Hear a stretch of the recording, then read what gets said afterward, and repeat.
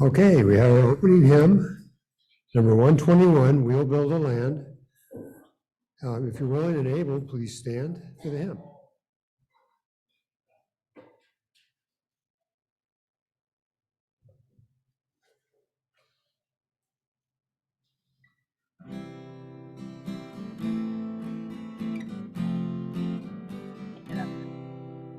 We'll build a land where we find up the broken. We'll build a land where the captives go free, where the oil of gladness is also mourning. Oh, we'll build a land that can be. Oh, come build a land where sisters and brothers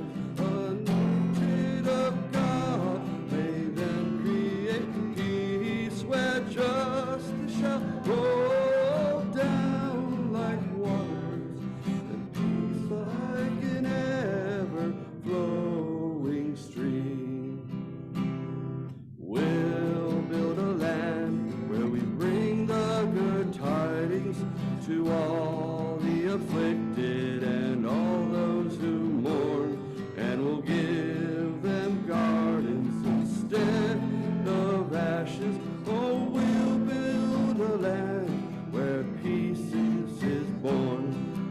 Come and build a land where sisters and brothers, anointed by God, may then create peace, where justice shall roll down like waters and peace like an ever-flowing stream.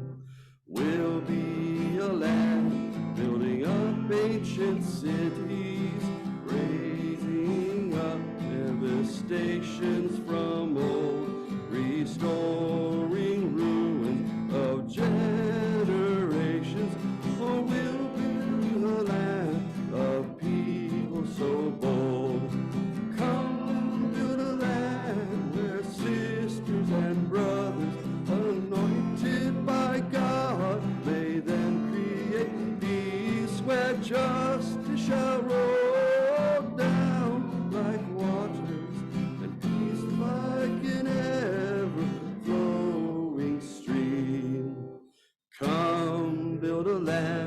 where the mantles of praises resound from spirits once faint and once weak, where like oaks of righteousness stand her people. Oh, come build the land, my people we seek.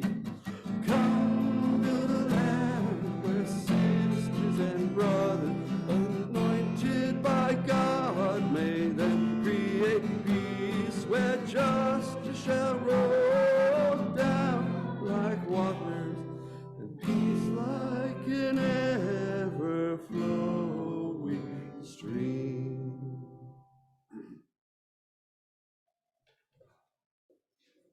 Please be seated.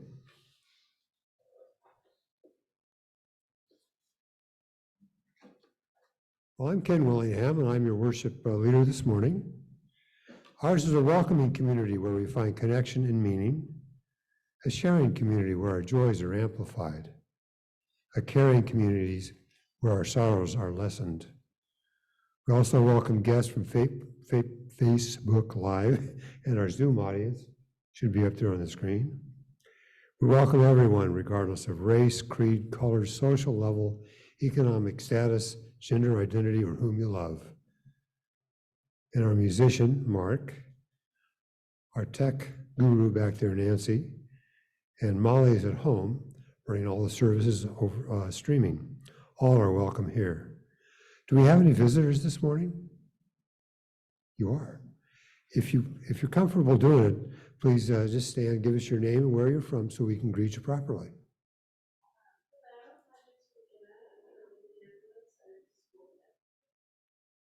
Welcome. Are there any online visitors this morning? Don't see any unfamiliar names.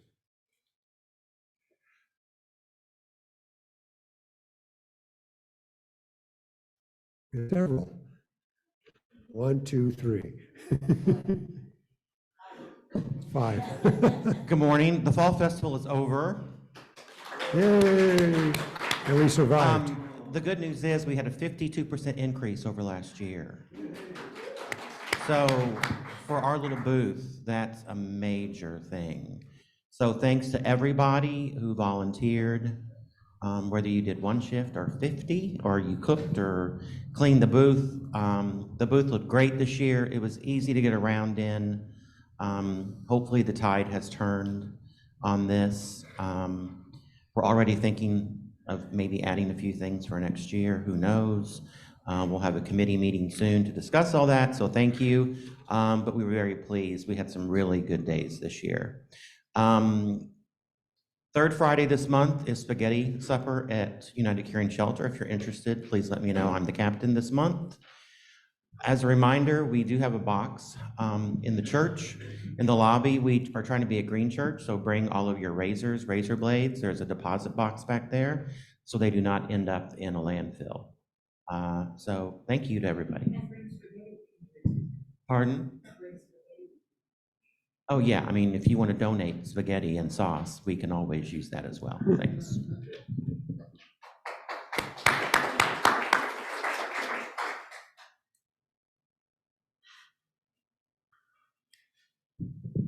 This is not exactly a church announcement, but I think you guys might be interested. There's a Dr. William Cook who was at the center of the opioid-driven AIDS outbreak in Scott County in 2015, 2016. And he's written a book called Canary in the Coal Mine about that whole thing. And there's a book discussion of it at Central Library this Wednesday evening at 6. And then Dr. Cook will be at Central Library on Saturday at 1:30 to speak. It's a really good book. It's published by a Christian publishing house and is definitely from his viewpoint, but he really hammers in on the structural inequities that led to this and the need to figure out how to address those and not just the illness and the addictions.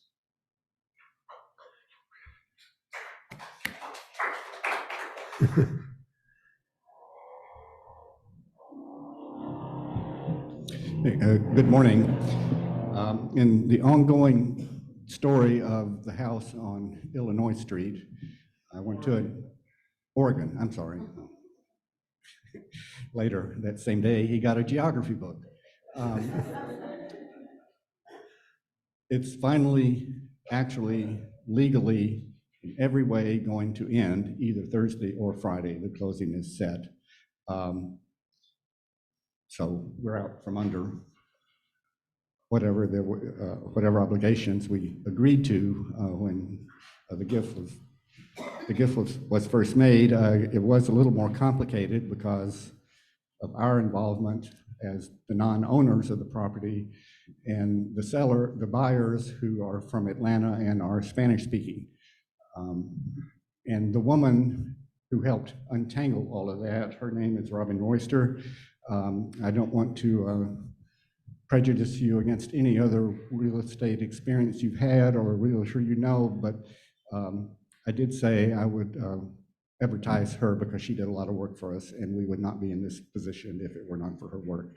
I have her card here, I'm going to leave it on the thing, but we owe her a big debt of thanks because otherwise we could be having this shell of a house for God knows how long. Anyway, it's going to be done this Friday or Thursday, and whatever money we get, I do not know. It depends on how much the expenses were with title insurance, title search, taxes, liens, those kinds of things, but we should get some money out of it. So anyway, the good news, all that aside, it's going to be done. We don't have to talk about it, think about it, whatever anymore. It's off the plate.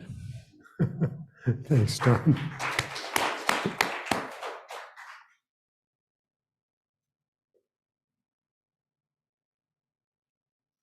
Good morning. So I have a couple of really fun things to announce. The first thing is that our one and only Malie Ackman has agreed to share the DRE position with me. So we will have a more expanded program, thankfully, that she has accepted the job offer. So she will be sharing the position with me. We'll both be doing 6 hours a week. So collaboratively, we'll just kind of be taking on different things and working together, and I think it's going to work out really well to help grow our children's programming here at the church. So if you want to stand up, you can. If not, that's fine. But she definitely deserves a round of applause because she's amazing. I love it, Brian. Thank you.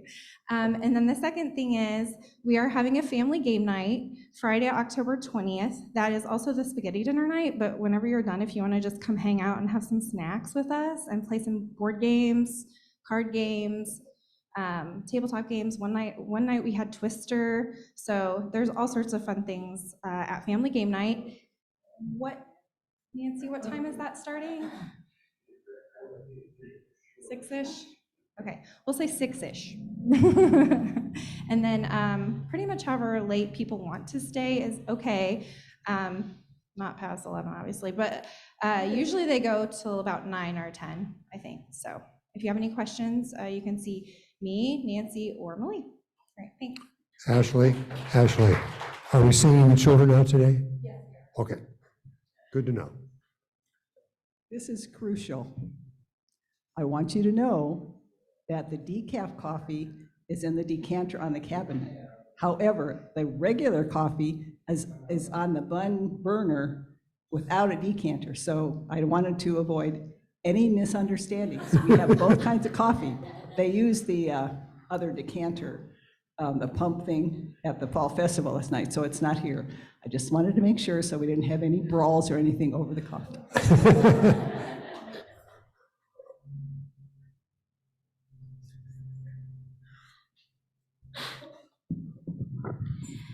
Good morning. I have a few things.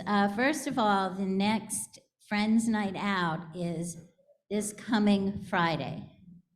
I need you to sign up by Wednesday, but if you possibly can, I really need you to sign up by today because I'm leaving town tomorrow morning and I'm not gonna be able to go back and check the list again. You can still email me, but I'm gonna be on vacation, so I'd rather you didn't, but you can if you have to. But please, please, please, if you're planning to go to the Friends Night Out, sign up on the table out here before you leave today, since you're here.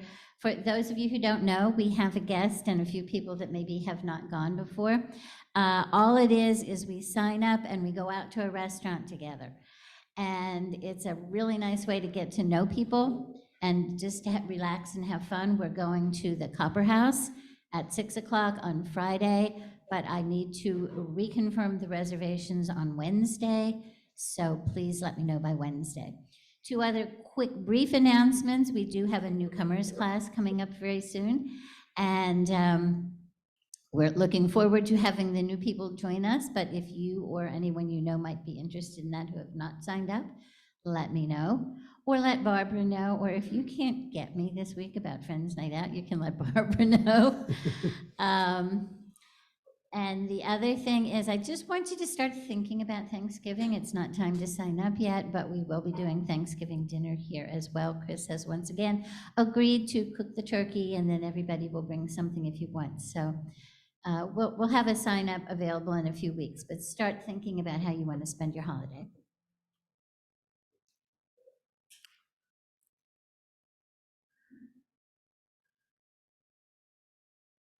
Just a heads up on upcoming services. So next week is What's Next? Then after that, the topic is reciprocity. And then on the 29th of October, it's a combination of Samhain, Halloween, and Day of the Dead. And then November 5th, the topic is Two Leaves, Leaves. And I just want to have a little bit of a brief announcement. If you're interested in contributing to the Day of the Dead Halloween service, I have a list of things that you might add to the altar, and also some symbols. But start thinking about pictures, photographs, objects of someone that you want to honor that has passed. And it doesn't have to be a recent passing. It can be a long ago passing, but whoever you want to honor that day. Okay, with that, no other church announcements? Are you sure? Okay, we're good. Okay. So, go ahead and meet and greet, and I will hit the chime when it's time to return to your seat. Say hello to somebody you haven't seen in 10 minutes.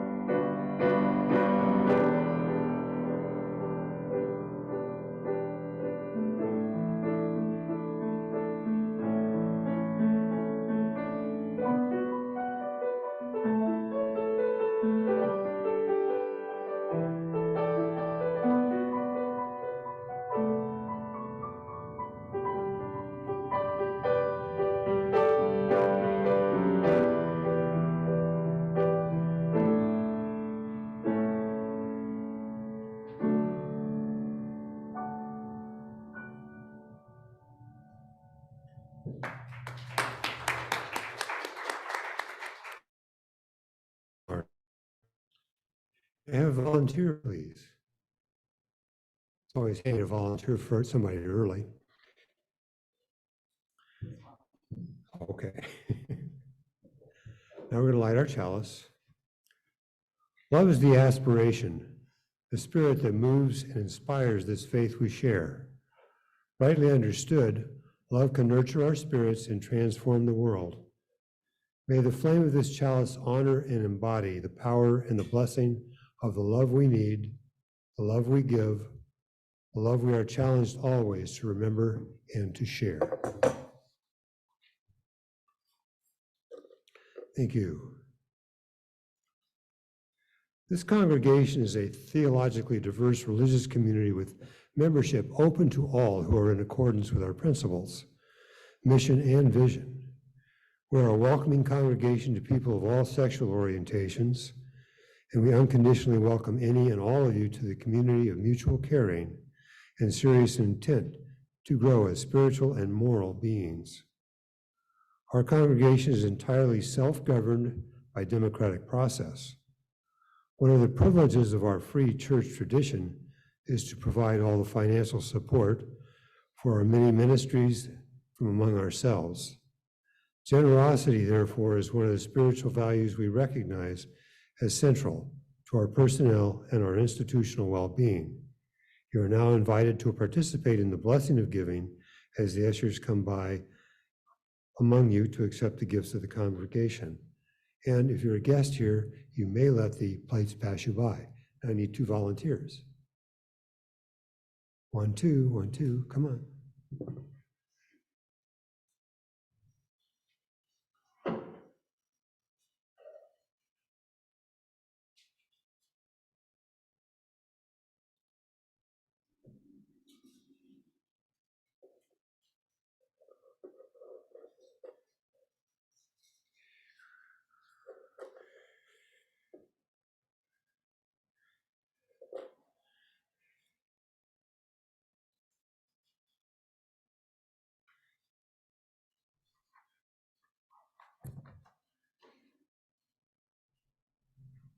We're gonna need some children up here in a minute, of all ages, of course.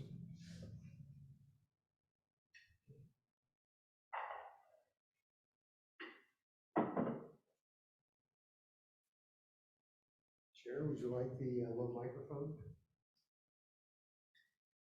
I probably don't need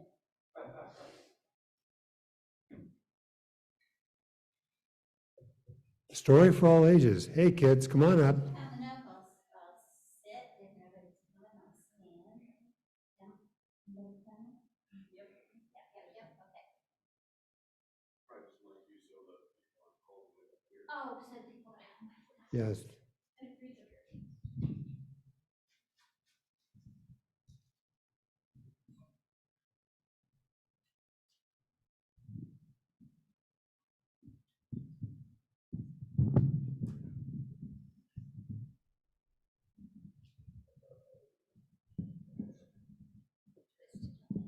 Yeah, okay. That should be good. Come on, all right. You are. Okay, this book is called We Disagree. Hello, hello, do you like figs?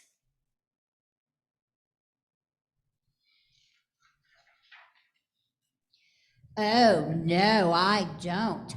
I snack on twigs. Do you like blue and polka dots? No, I like red. I don't like spots. Do you like newts and toads and frogs? No way. I just like prairie dogs.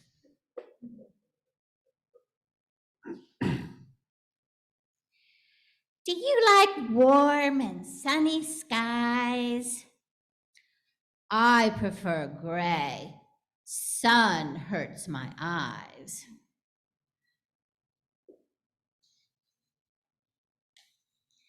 Do you like skates? Do you like bikes? I don't like wheels. I'd rather hike.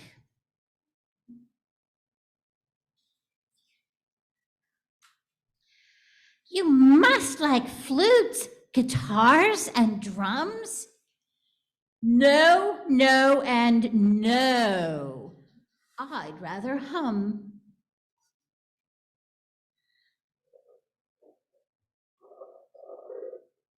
just really have to look at his face. Hum, hum, de dum.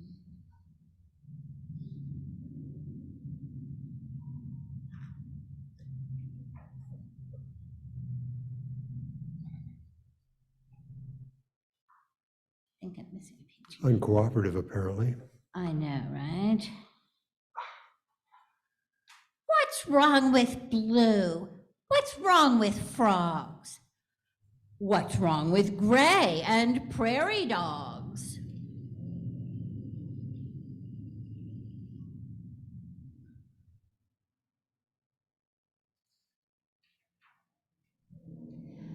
We don't agree. We can't be friends. There's nothing more. This is the end.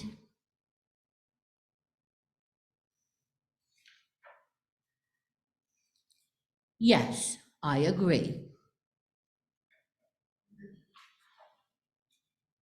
Wait, what did you say? What happens next? We just agreed. I'm quite perplexed.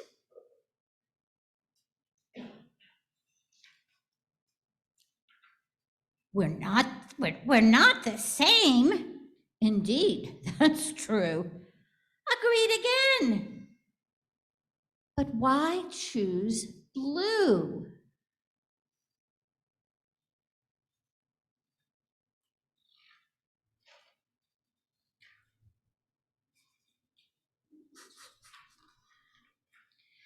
Well, blue is sea and blue is sky. But red is leaves and cherry pie.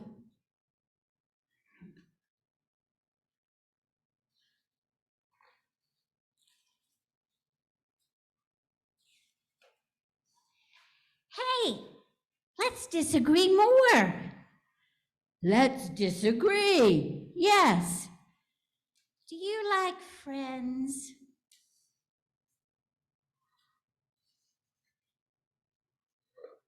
I'll let you guess. The end. Thank you.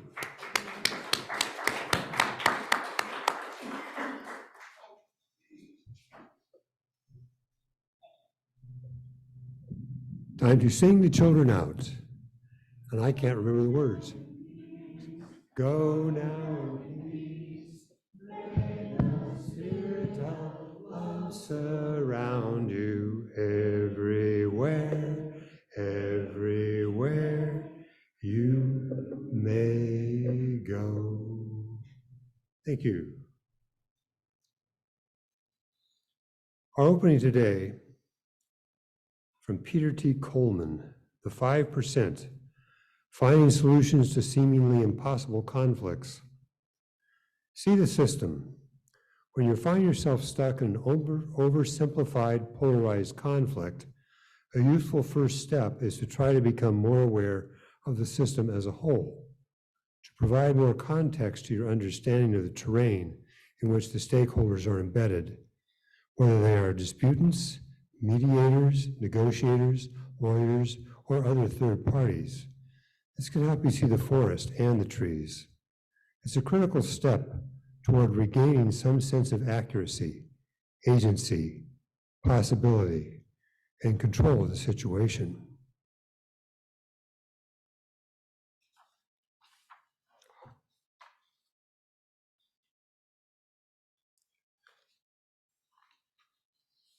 So we take with a short meditation.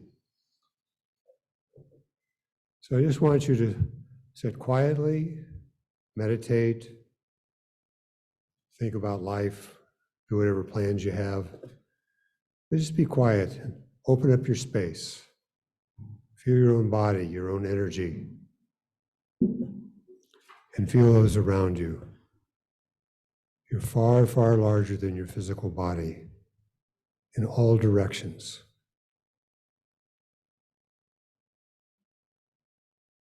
And when we come out in a few moments, we'll sing hymn number 123, Spirit of Life.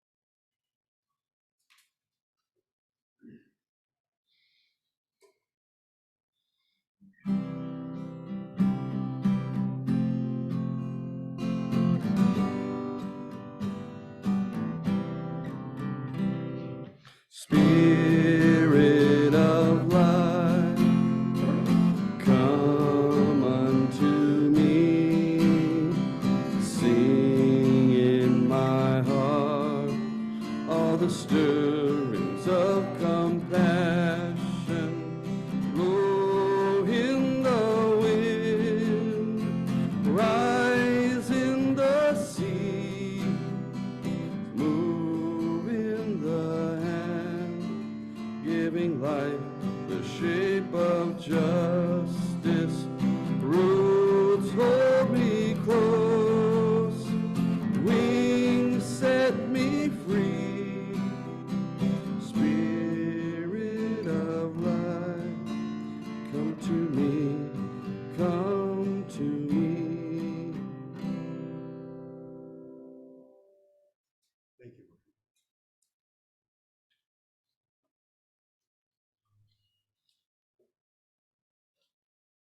And now we have our main speaker today, David.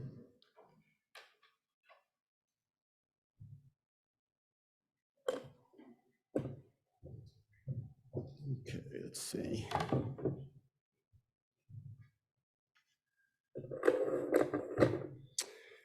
So, some of you have probably heard of this thing called the Gadfly Movement that is has been taking place within the UUA, and maybe not everyone knows that term right away, but when I say UUA, I'm talking about the entire kind of national body of American Unitarian Universalist churches. There's, you might have seen this book lying around the church. There's a thing called the Gadfly Movement, as some people are referring to it. And it's a little bit of a misnomer because it's not really one centralized movement, and not everyone in it actually wants to be called gadflies. But it all goes back to, the roots of it go back to this one book in particular. This talk's going to be kind of like a series of little book reports. So in 2019, this book came out, The Gadfly Papers.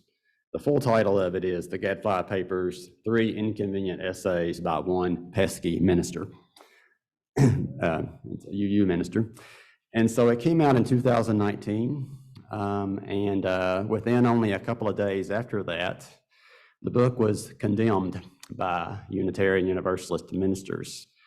A bunch of them got together, about 400 of them, or slightly fewer than 400, I think, got together and wrote an open letter denouncing the book and what it says. I didn't even know there really were 400 UU ministers, let alone that many that could get together and sign one document like that. And sometime later, I think maybe a few months or a year or so after that, the Reverend Todd Eckloff, that's the author, I should have said his name before, he is a UU minister. He was kicked out of the UU Ministers Association.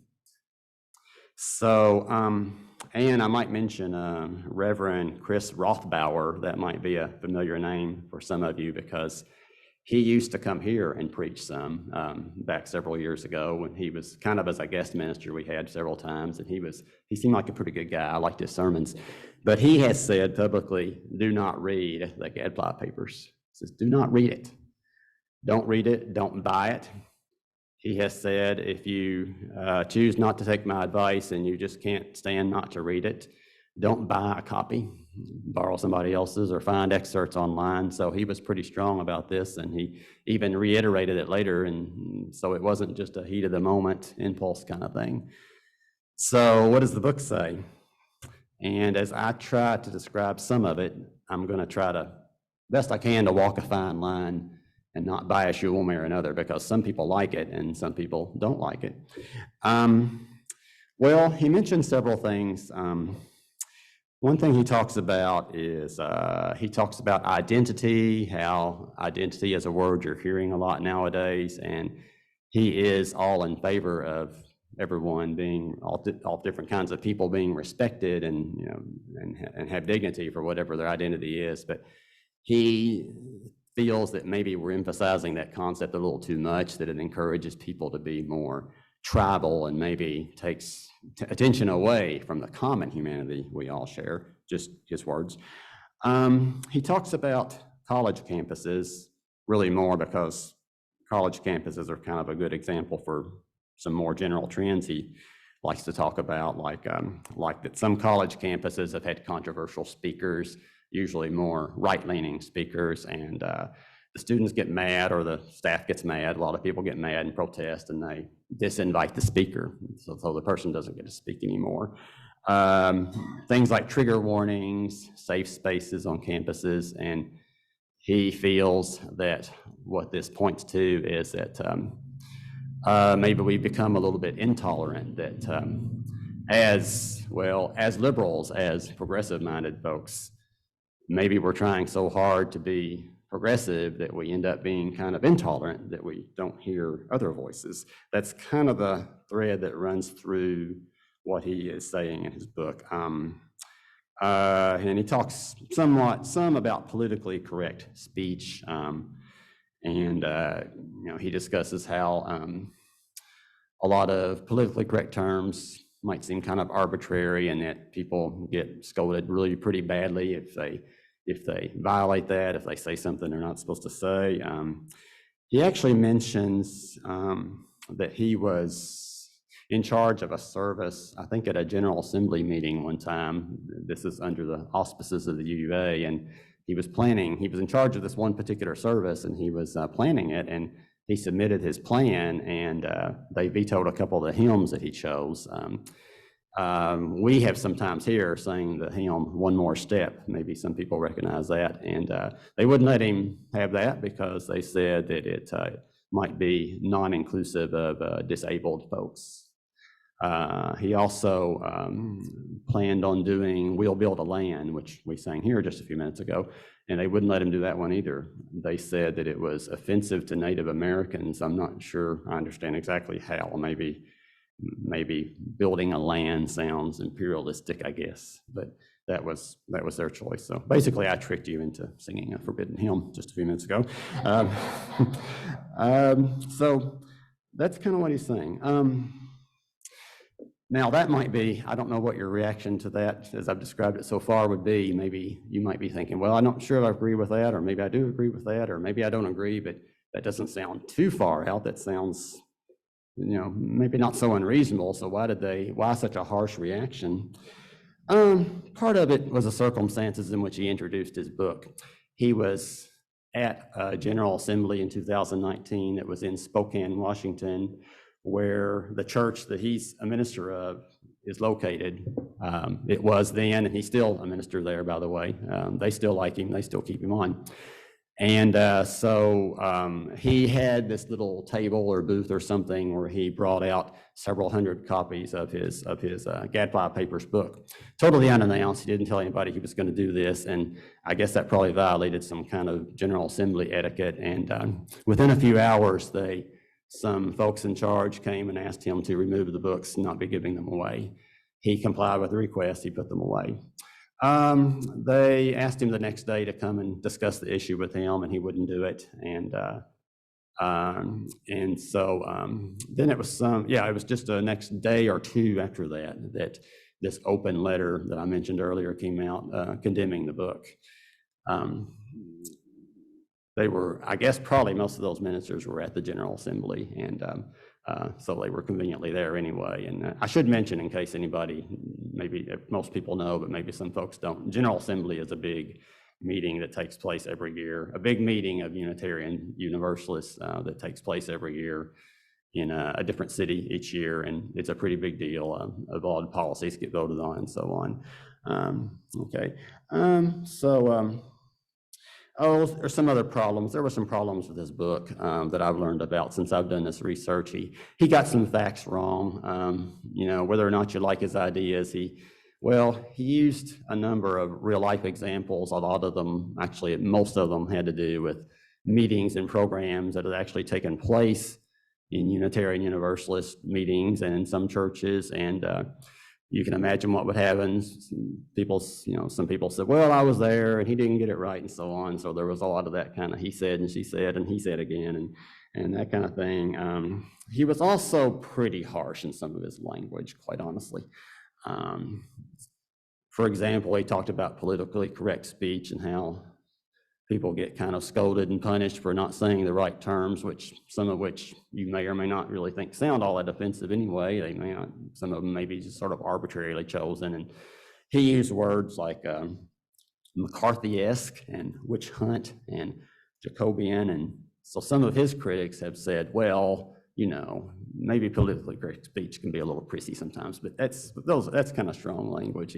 He kind of wrote as if he was talking about as if it were some tyrannical government that had some real power over people, as opposed to a nonprofit organization that no one really has to belong to. So he got a little carried away there. But the big thing, there's all that, but I think the big thing was anti-racism. And this takes a little background. In 2017, I think it was, there was a hiring decision that really blew up in everybody's face.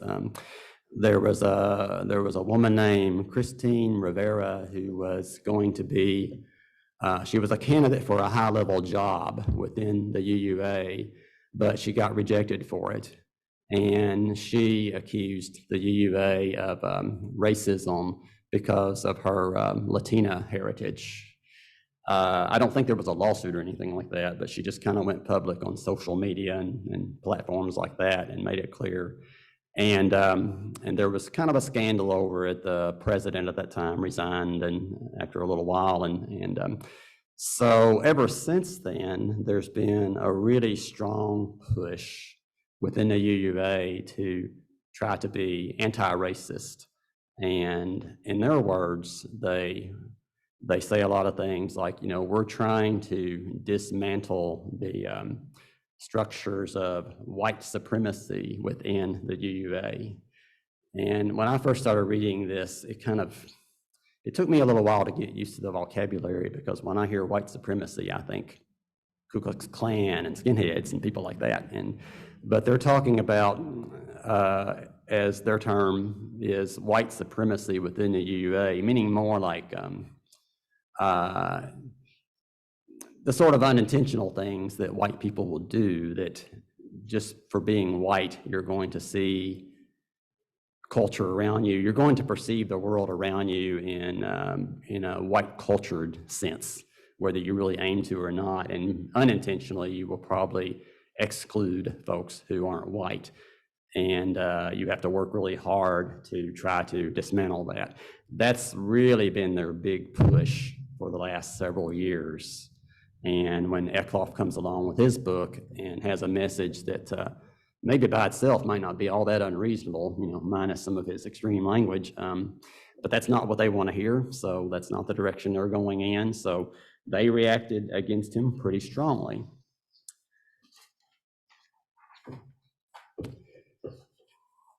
Their program is very much influenced.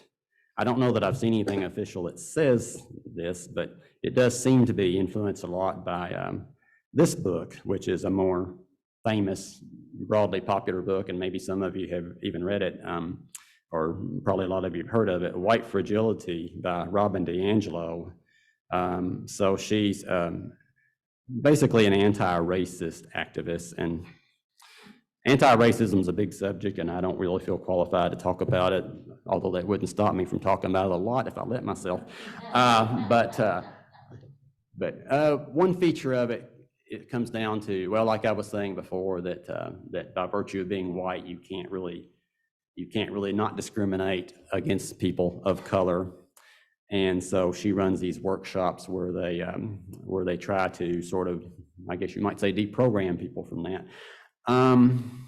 There's kind of a semantic confusion. I never hear anybody else say this, but it really seems apparent to me, is that when you talk about anti-racism, well, it sounds like a generic word.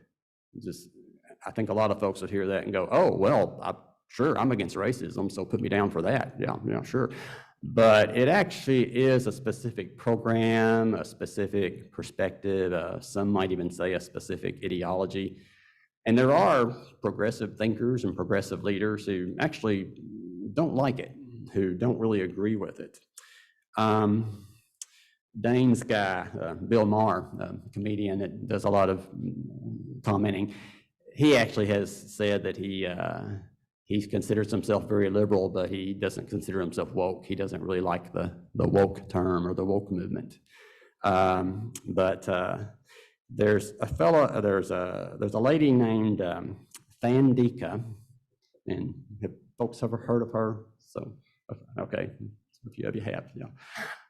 So Thandika is a very well-known Unitarian Universalist theologian. She's a theology professor.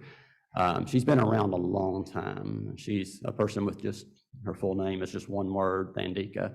And I believe I read somewhere that she was given that name by Archbishop Desmond Tutu. So he gifted that name to her. So that tells you she's pretty highly esteemed, not only in the Unitarian Universalist world, but more broadly than that. But she gave a speech at a General Assembly several years ago. It's been quite a few years ago, where the title of her speech was "Why Anti-Racism Will Fail." She's also Black herself. She is African American herself, and yet she doesn't favor the anti-racism program. I'm gonna throw in a fun trivia fact. This has nothing to do with the talk, but most of you have probably heard of the Stephen King, the guy that writes the horror novels, and he's had several books made into movies. Thandika, this UU theologian, is actually Stephen King's daughter-in-law. She's a lesbian, and she's married to Stephen King's daughter. And she also, I believe, was a Unitarian Universalist minister. I think maybe has retired or become disabled or something. But anyway, Stephen King's daughter-in-law, who knew? Well, let's see.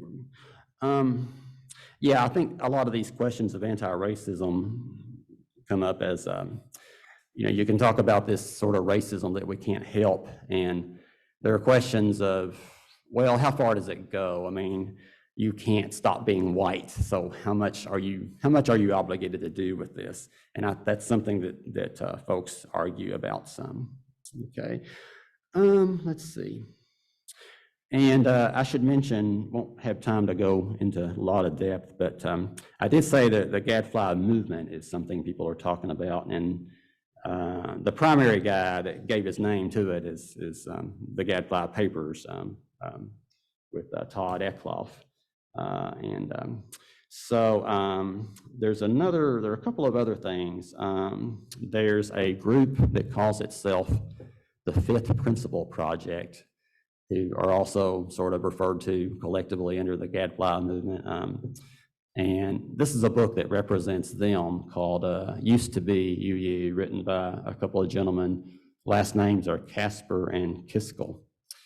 And their emphasis is that they would agree with a lot of what Eckloff says, but their big thing is governance. They feel that the Unitarian Universalist Association is becoming less democratic and becoming a little bit more of a top-down institution. In fact, they're really pretty afraid of that, it seems. They also emphasize the traditional Unitarian half of our religion.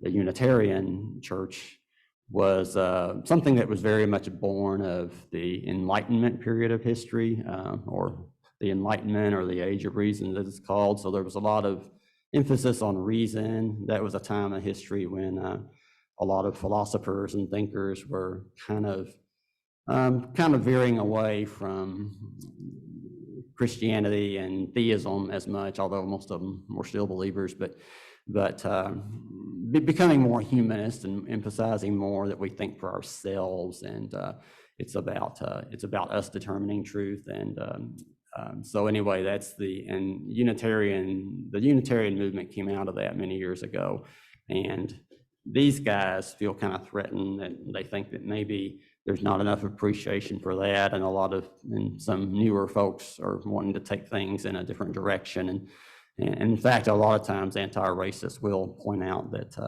they say, well, those conservative thinkers, they lean on reason and logic too much. That's an accusation they frequently make. I'm a physicist, so ouch. So anyway, well, let's see. There's also another group that I'll mention. There's no book for them, but there's a group called they've got a long name, the UU Multiracial Unity Action Council. And this is headed by a minister named Finley Campbell. And I've actually spoken with him a little bit, at least online in a Zoom conference that I took part in once. Their big thing is racism. They don't really like anti-racism. They certainly believe that racism's a problem and we've got work to do there, but they don't feel that anti-racism is really quite the approach they like. And interestingly, Mr. Campbell, the leader of it, is actually African-American himself. Okay. So I've tried to present this kind of objectively, and so I'm going to take a couple of minutes here to sort of share some of my own feelings about some of this. So it's kind of my favorite part because I get to talk about myself a little bit.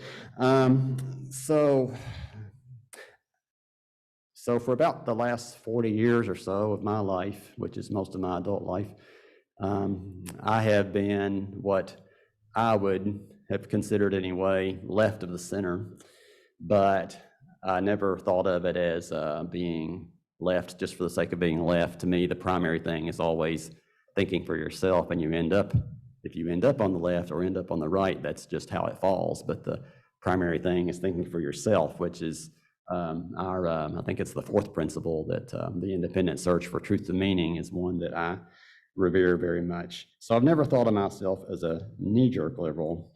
And the way I got into this was because up until a couple of years ago, I've been a Unitarian Universalist for about 30 years, almost 30 years.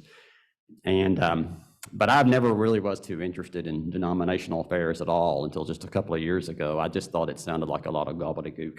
I still kind of think most of it sounds like gobbledygook, but what got me interested was I read somewhere about Reverend Eckloff and how he was treated, and just from reading just some general stuff about what he tried to say in his book, I thought, well, that kind of sounds like the way I think. I think this might be a guy I could sit down and have a cup of coffee with. So I got his book and I read it, and didn't like it as much as I thought I did. There are 3 essays. It's fairly short. It's not a really long read. One of them I thought was excellent. One of them I thought was almost unreadable. And one of them was interesting, but I thought kind of irrelevant. So that was my reaction. And the more I've learned, I'm probably a little bit less enamored with this stuff. I've read I've read a lot of the other stuff too, and looked at a lot of stuff online. You can look online. There are these discussion groups about this. You'd be amazed how much there is. I mean, it can just go on and on. You can get as deep into the weeds as you want to get. And I have read some of that. Eckloff actually has also written a second book, which I haven't read, which I think he calls The Gadfly Affair. And from what I've read about it, it's about his treatment since being kicked out of the Unitarian Universalist Ministers Association. But I sort of felt like I had enough of it when I heard about that. I should mention too, I think I mentioned it, but he's still a minister, because in the Unitarian Universalist faith, we have congregational polity. So his actual church still likes to keep him on. They still like him, apparently. He did lose some members when all this blew up, but he still has quite a few members. So let me get into this other book, which I held up a minute ago, The Gadfly Report, and there are a couple of copies of this lying around here, so you might have noticed that. This is written by Reverend Dennis McCarty, and that's a familiar name too for a lot of you, because he has spoken here a number of times. Been a couple of years, but before COVID, he had been here several times for us as a guest speaker. He also one time did, he's a pretty talented guy. He plays guitar, and he wrote this one-man musical about the historical theologian Michael Servetus, who lived a couple of hundred years ago, and he performed it here once. And I actually volunteered to do he wanted somebody in the congregation to try to do some publicity work to the broader community, and I volunteered to do that. Apparently I did a mediocre job because only a few people showed up. But anyway, we did that, and I actually liked it pretty well, and time's getting a little short. But really quickly, my reaction to his book was really dichotomized. Some of it's well written and it's very thorough. It's about 400 pages long. He deals with all of this. And it was very informative, a lot of information he shared. His research was very thorough. And I learned some things from it, and it did influence my opinion of this movement. It did alter it some. But I'm sorry to say, his book was really heavy-handed too. He was very critical of these folks. There was a lot of guilt by association, a lot of quotes where he would quote some things these people said, this sounds like MAGA Republicans, or this sounds like conservatives, something. I didn't think that was really quite fair. In one chapter, he even goes through, well, I didn't really go through it, but he looked at a couple of speeches that Alabama Governor George Wallace, who was known for real racist policies many years ago. He made some analogies between his speech and some things that Gadfly said, which I thought was a little off base.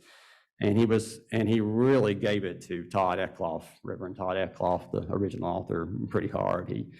I'd finish a chapter and I'd think, oh, he's surely finished hanging Eckloff now, but then the next chapter would be, no, let's kill him again. So he just wouldn't let up. But I guess the thing is that I found bothersome was he went beyond constructive criticism. He could have just criticized and said, I have a different view, and that would have been all right. I would have disagreed with him probably, but that would have been okay. But he kind of assigned all these folks an ideological identity, and he did a lot of psychoanalyzing, piecing together different things to say they're these kind of people and they're that kind of people. He sort of dismissed them as dinosaurs that just want to continue an old patriarchal tradition, and he was a little rough.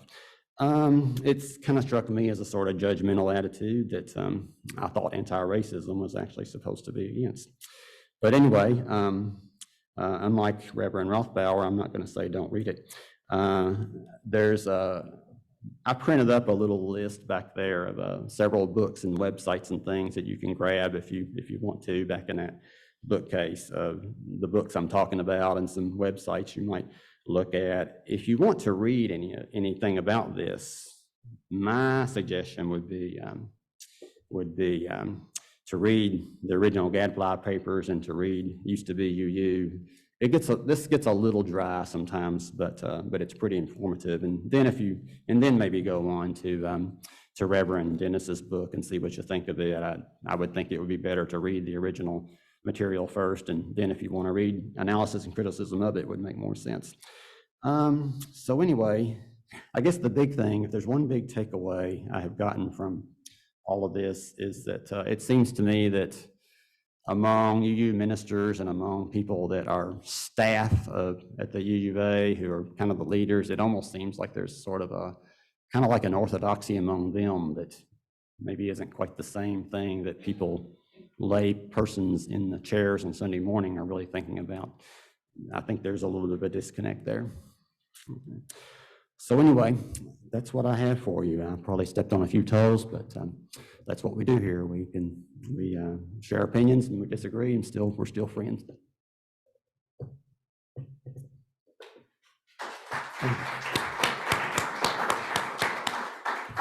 Okay, any comments or questions or anything? Just come to the mic so the people online can hear you. Come on up. Yeah. So the people who are online cannot hear you if you speak from back there. Thank you. What was I going to say? Well, one of the things I found myself thinking about is a book I read about years ago, the title of which was Black Like Me, or maybe it was white like me, I honestly can't remember. But it was about what is it? Black like me. A young man, I can't remember the details, had taken something that increased the pigmentation color of his skin, and I think he dyed his hair and maybe gotten a perm. Many of you have read this book, I'm sure. Is there? It was so thought-provoking. And I read it very young, I mean 20s, I guess. And I've never forgotten to be so grateful, because I'm a Southerner, as most of you can probably tell as soon as I open my mouth. I heard this term, racial inferiority, again and again and again, all of my life. And it was never delivered in a way that said, be cruel or think of them, anyone black. They weren't thinking of Mexicans. Anyone black as being not as good as you are, but be nice to them, you know. It was always so condescending. And of course, people with black skin are no different than us.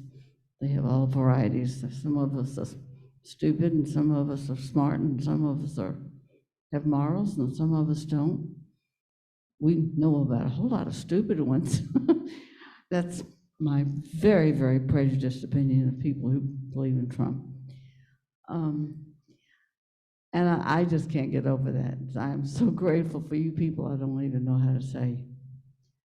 But I was just going to make the point that I doubt that any of us have any idea how many times doors have opened for us just because of our skin color, not because of our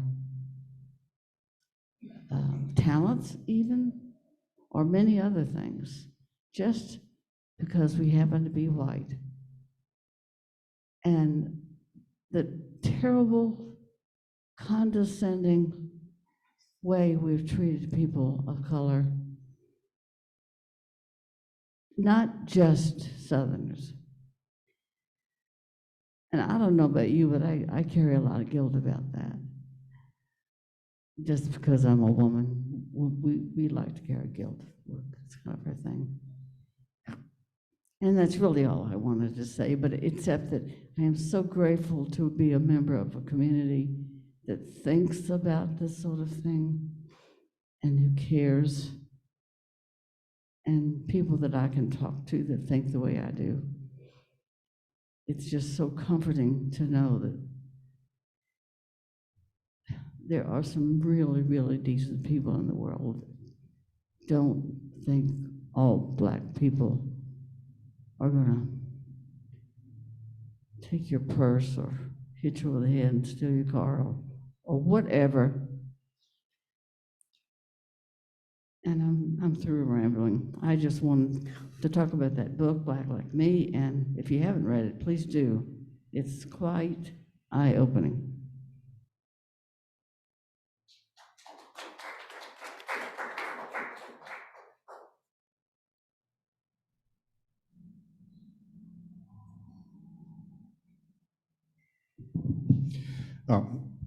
First of all, Dave, thank you for all that work. That's good stuff, and I learned a lot, and thank you very much. I just wanted to say a couple of things, and then I have to leave, and I want you to know I'm not leaving because I'm afraid or anything, but that I have someone coming to my house, and I need to get there. I guess, first of all, just as a matter of principle, I think many, many things are complicated, very Take your hand off the mic and you'll be okay. There, you're pushing it down. Once again, later that same day. I think, again, just to repeat, that issues like race, often in that discussion, class is left out altogether. Issues of power and who actually has it and how it's wielded. Those are even as sad, and Dane, thank you for bringing up the Israel-Palestine thing, but how complicated that whole issue is. I mean, well, I guess the Balfour declarations were in the 1920s, so it's been a century now of complicated, and since they're complicated, it would seem to me is not unreasonable, not to bring reason up again, but that there would be different points of view, whatever, and that's healthy. That we are an organization that could have different points of view and debate things and not just give bumper sticker slogans about stuff is very healthy. And what's your argument?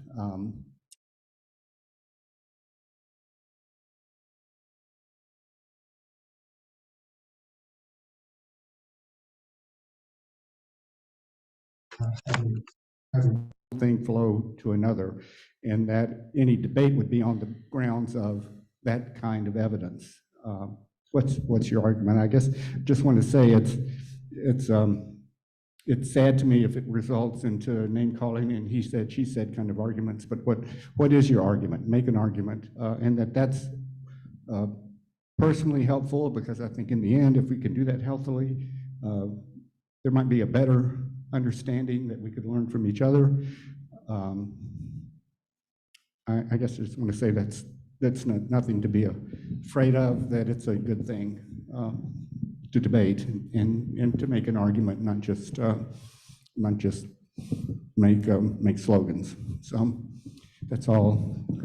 Thank you. I'm going to go.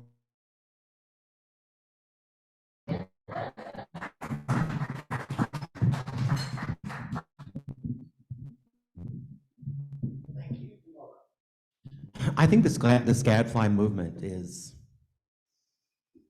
it's to resist change. I mean, if you've ever had a performance review, one of the things on there is your ability to accept change. How are you rated on that? And I think a lot of us would I think, especially as UUs, I think we would say, yes, we accept change. But I think prior to 1961, to the Unitarian and Universalists getting together, if you look, I have a Saturday Evening Post from the 50s, and there's an article in there about Unitarians. You know, they're all in suits and ties, and the ladies are in hats, and it's a mighty white congregation. And, you know, back then, you thought of Adlai Stevenson and the founding fathers who were Unitarians, and kind of an elitist, I think, denomination, religion. You didn't see that many people of color in a Unitarian church in Boston, Massachusetts. Because these were well-to-do people who considered themselves intelligent and forward-thinking. And so I think after 1961, when the Unitarians and Universalists got together, there was change and needed change. But people are always afraid of change. And of course, if you don't accept change, you get left behind. Because that's, you know, the song goes, you know, the times, they are a-changin'. And I think there's a lot of truth in that song. Thank you, Peter, Paul, and Mary.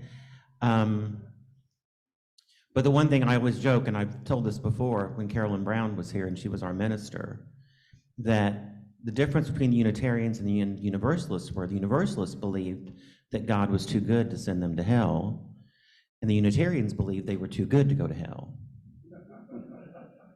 So I think that's changed a lot. And I think if you look at our congregation today, our congregations, that women are involved, people of color are involved, and I think that's what makes me proud to be a UU now. And when I hear about these gadflies, I'm like, oh my gosh, if that's really how you believe, are you really a UU?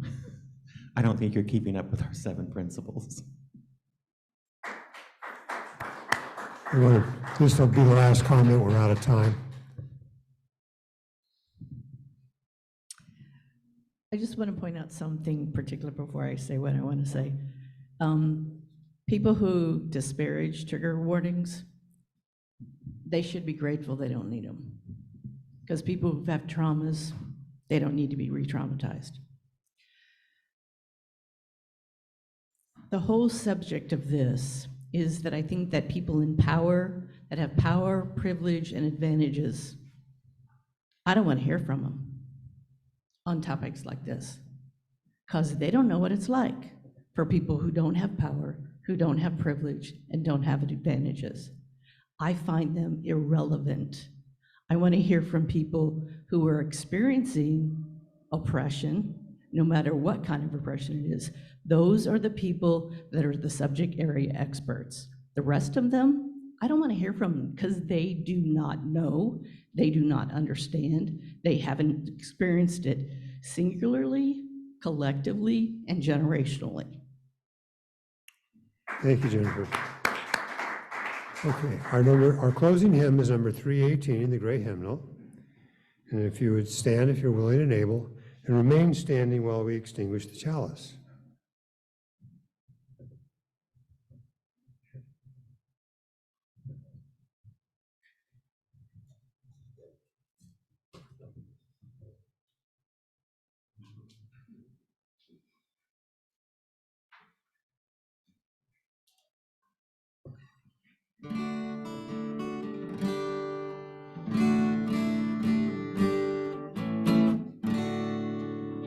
We would be one as now we join in singing our hymns of love to pledge ourselves anew to that high cause of greater understanding of who we are and what in us is true.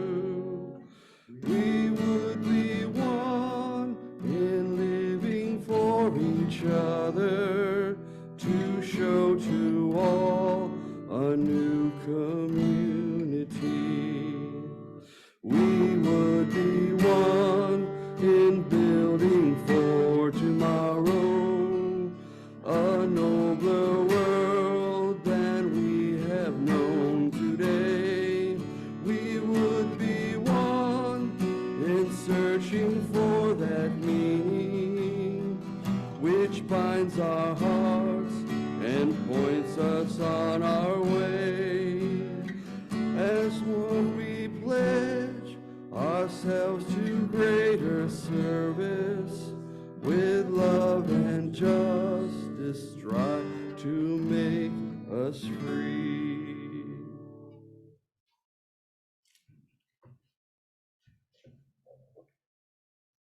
Okay, so, from Emmanuel, we extinguish this flame, but not the light of truth.